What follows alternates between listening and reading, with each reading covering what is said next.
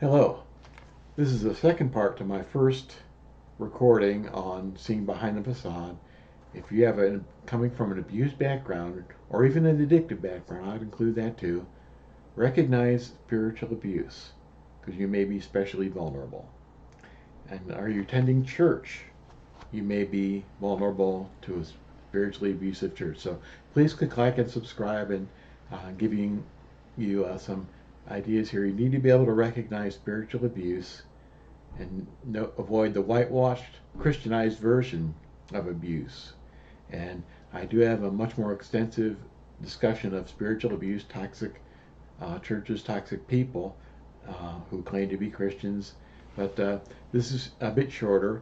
And one of the things you may find if you have come from that type of background, you may be, in fact, somewhat more looking for stability, a safe and secure base, contrary to the family which you grew up in, certainty and consistency, and a more stable environment. Again, not there during childhood, or a strong, protective, consistent parental figure, which you may see in a church leader.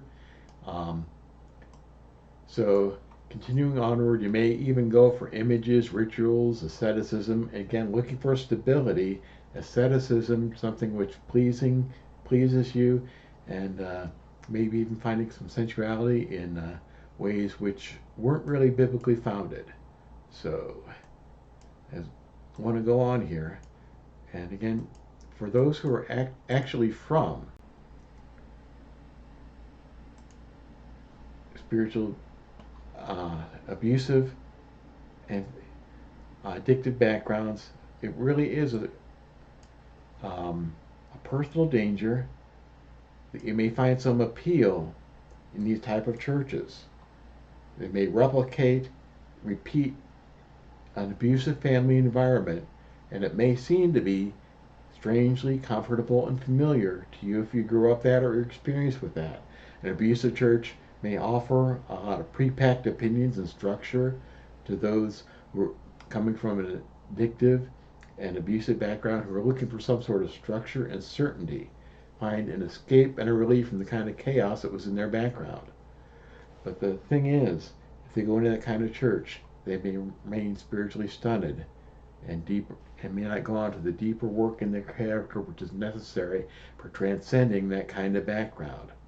And there's a term in the recovery movement called the dry drunk, that maybe even if you get over the substance, the alcohol, the drug, whatever it may be, the dry drunk is a person who continues on with those characteristics in the person who is most vulnerable to going back into the abuse of the substance, because there really isn't just the substance that's the problem. It's the character. Bill Wilson called it alcoholism a disease of the soul. And not really a physical disease. There are physical ramifications, physical symptoms, physical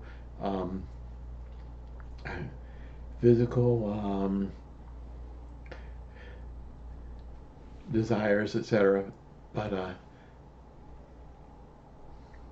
continue on, you need to have not just the mood-altering substance removed, but to deal with the character defects that mark the addict and the abuser. And in the abusive church, the rigid opinions and structures and unrealistic expectations may eventually become something which keep you away from that. They serve as vehicles often for misplaced anger, bitterness, and abuse, and shelter, and isolation. But they may seem strangely familiar to people who have grown up in these type of backgrounds.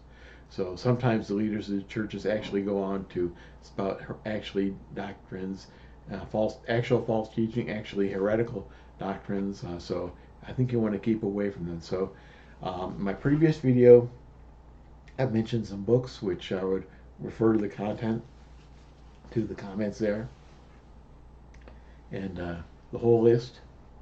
There's a PDF document which I have for you there. So this is going to be brief because this is much more there, but in a way, if you come across this video, I'd encourage you to watch the next one after this video.